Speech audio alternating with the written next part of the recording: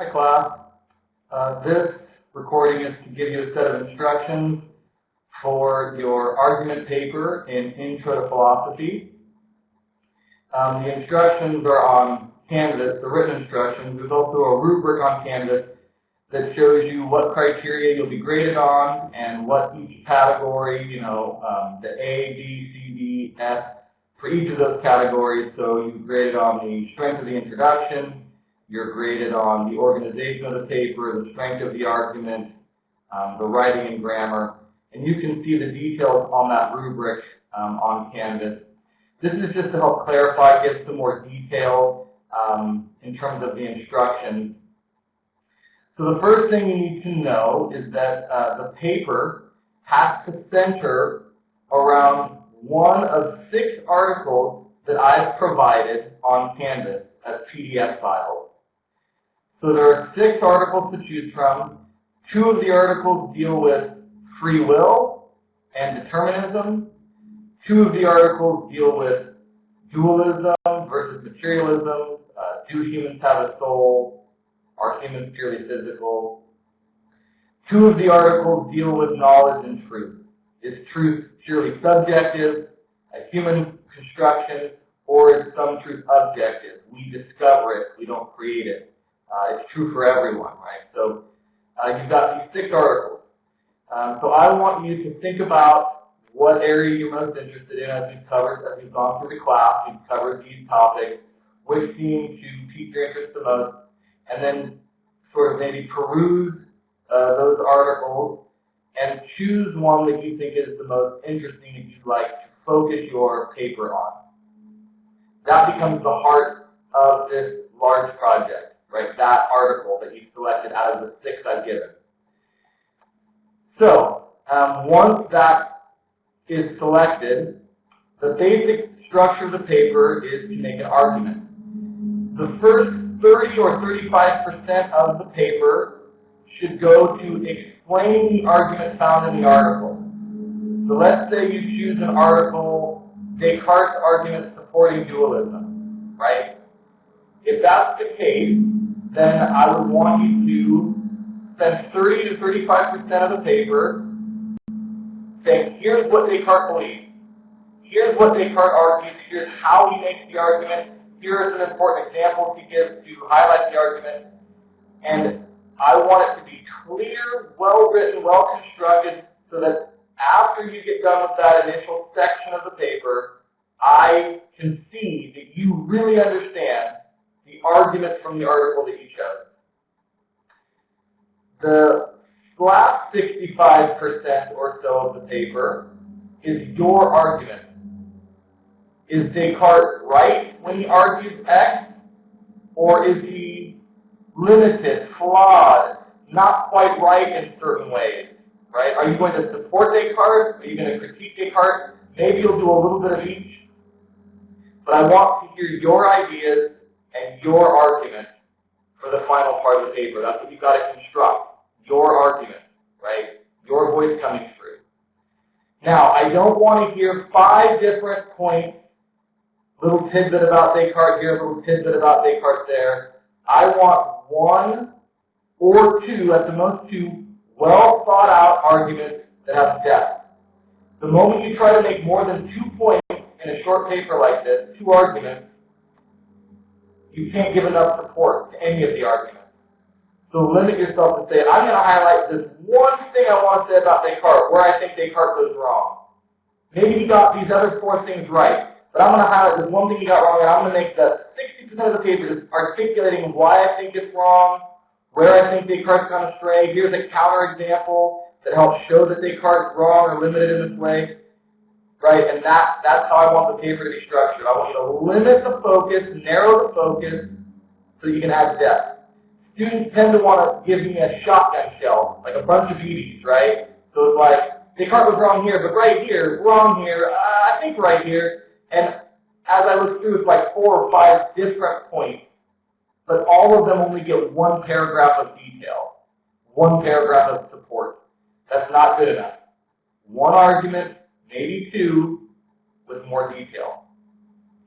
So again, 35% articulating the argument you find in the article that you chose, 65% or so your own argument development.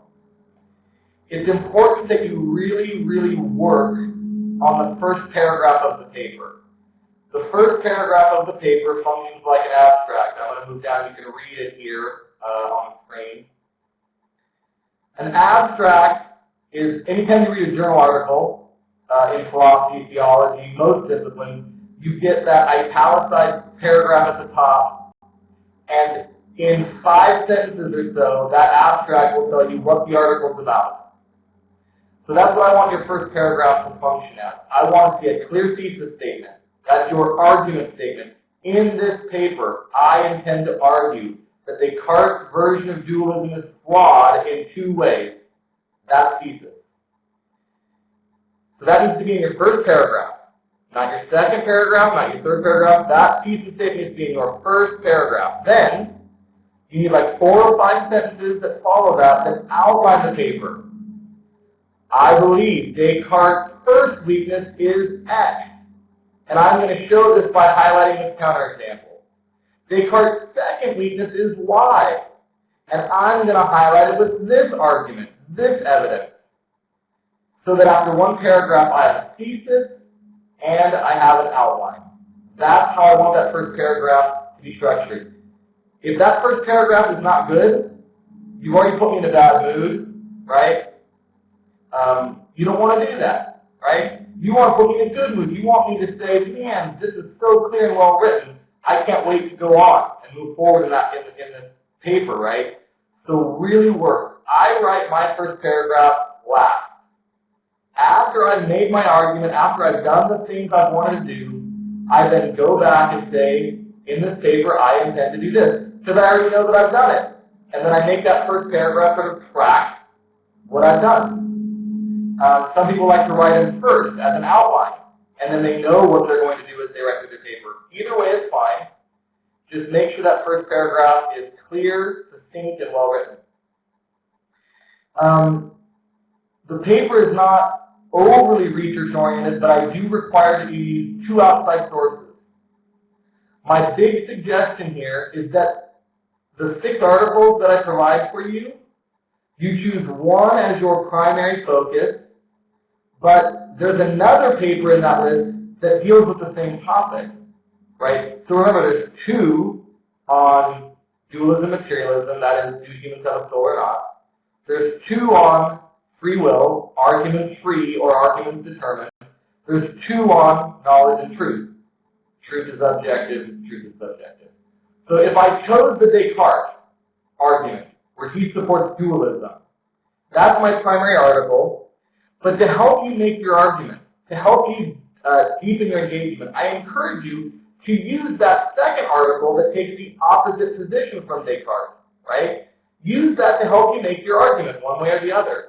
You can use that second article from the list I provided as one of your outside sources, okay? So the primary article that you choose is not an outside source, but if you use any other article from the list, that would count as an outside source. So I strongly encourage you, if you choose to write about truth, choose one as your focus, but use the other as a key outside source to help you. When you cite, I'm not picky, just use a professional format.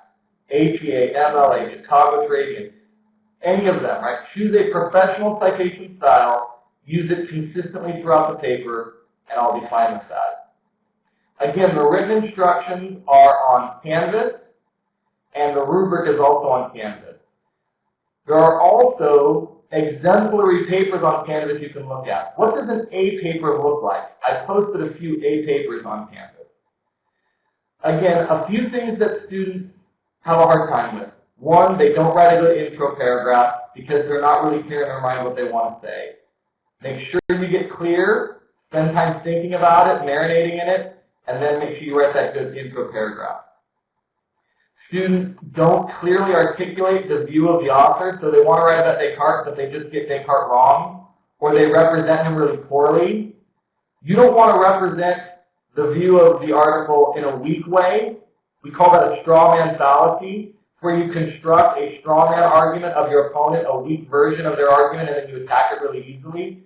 Instead, you want to give the best, most accurate formulation of your opponent's argument using quotes from their own words from the article to show this is what they argue, right?